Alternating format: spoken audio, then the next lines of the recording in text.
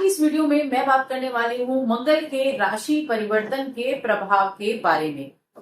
जय माता दी दोस्तों, आप सभी का स्वागत है हमारे YouTube चैनल अमृता एस्ट्रो में। और आज की इस वीडियो में मैं आपके लिए लेकर आई हूँ मंगल के गोचर के तुला राशि पर क्या प्रभाव होगा इसके बारे में। तो देखिए, मंगल देव अभी तक वृषभ राशि में विराजमान थे, जो कि तुला राशि के जो स्वामी हैं शुक्र देव, उनकी दूसरी राशि है, गुरु के साथ बैठे हुए थे। लेकिन अब जो 26 तारीख आने वाली है, 26 अगस्त का दिन, इस दिन मंगल का राशि परिवर्तन होगा और मंगल देव बुध की राशि मिथुन राशि यानी कि आपके नवम भाव में प्रवेश करेंगे। अब ये नवम भाव में यहाँ 50 से 55 दिन तक रहने वाले हैं, यानी काफी लंबा गोचर है।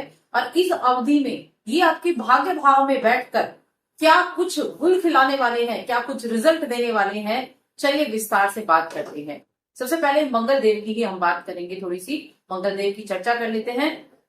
मंगल को योद्धा कहा गया है, पराक्रम का कारक कहा गया है, कॉन्फिडेंस, जो आत्मविश्वास देने वाला ग्रह है। एक तो सूर्य देव भी है और मंगल देव भी। ये क्या कहते हैं, व्यक्ति को एनर्जी देते हैं, व्यक्ति को एक उतावलापन भी देते हैं। जैसे एक योद्धा होता है ना, योद्धा का काम क्या है, युद्ध जीतना, कैसे भी हो बस युद्ध जीतो।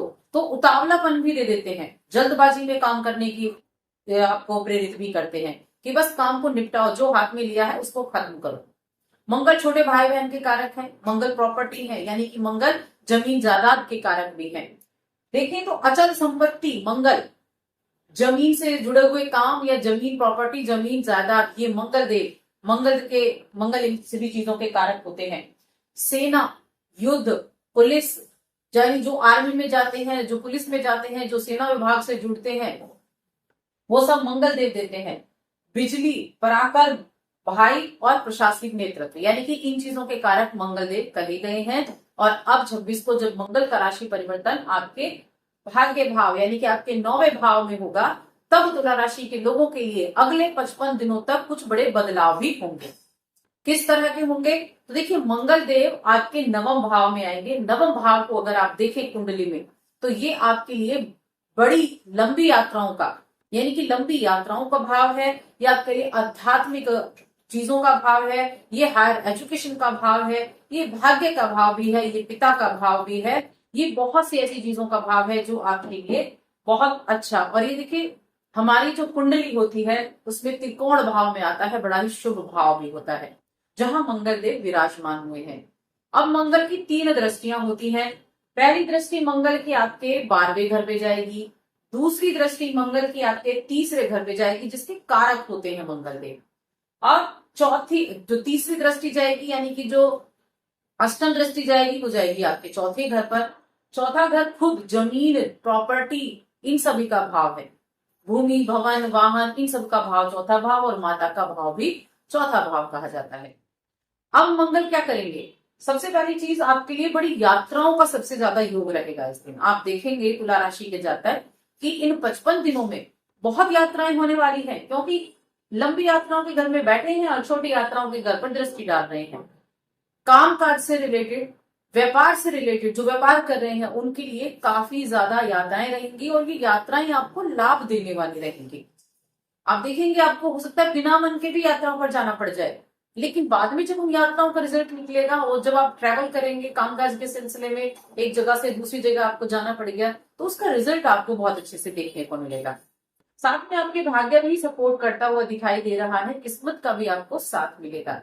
जो एजुकेशन के फील्ड से जुड़े हैं, शिक्षक हैं या फिर लेखक हैं, या फिर आप तो आध्यात्मिक चीजों से जुड़े हैं, ऐसी चीजों से जुड़े काम कर रहे हैं, या फिर आप शोध का कार्य कर रहे हैं, तो उनके लिए बहुत अच्छे रिजल्ट, बहुत अच्छे प्रॉफिट उनको देखने को मिलेंगे इस समय अवधि में। प्रॉपर्टी से जुड़ा हुआ, देखिए ये चौथा भाव प्रॉपर्टी का भाव है, प्रॉपर्टी से जुड़े हुए काम कर रहे हैं तो भी अच्छे रिजल्ट आपको देखने को मिलेंगे। या ये समय अवधि आपके लिए ऐसी भी हो सकती है जब आप किसी दूसरे के लिए एक उदाहरण बनकर सामने आए, लोग आपके पद चिन्हों पर चलना चाहें, यानी कि ऐसी सफलता आप अर्जित कर पाए। ये सफलता जरूरी नहीं कि आपके पास बहुत मोटा अमाउंट ही आए, ये सफलता किसी भी तरह से हो सकती है। ये सफलता आध्यात्मिक तौर पर हो सकती है, ये सफलता ज्ञान के तौर पर हो सकती है, यानी कि ये ऐसी चीजें होंगी, आपके अंदर इतनी हिम्मत हो, उस हिम्मत के बल पर आप कुछ कार्य करें। तो ये ऐसी चीजें होंगी जब आपके पद चिन्हों पर कुछ लोग चलना चाहें, आपकी प्रशंसा करें, ऐसी चीजें ही आपके लिए होंगी। छोटे भाई बहनों का सपोर्ट भी मिलेगा, हार्ड वर्किंग आप रहेंगे। हार्ड वर्क का भाव ये है, हार्ड वर्क करने वाले होंगे, अपनी चीजों पर फोकस करने वाले होंगे। ऐसे रिजल्ट आपको यहाँ देखने को मिलने वाले हैं। और साथ ही देखिए, मंगल जो भाग्य भाव में बैठे हैं, ये आपको थोड़ा सा आध्यात्मिक बनाएंगे। आपकी धर्म कर्म में रुचि रहेगी, पूजा पाठ में आपका मन लगेगा, ऐसी चीजों में भी आप संलग्न रहेंगे। 12वें भाव पर दृष्टि है, थोड़ा हेल्थ का ध्यान रखें।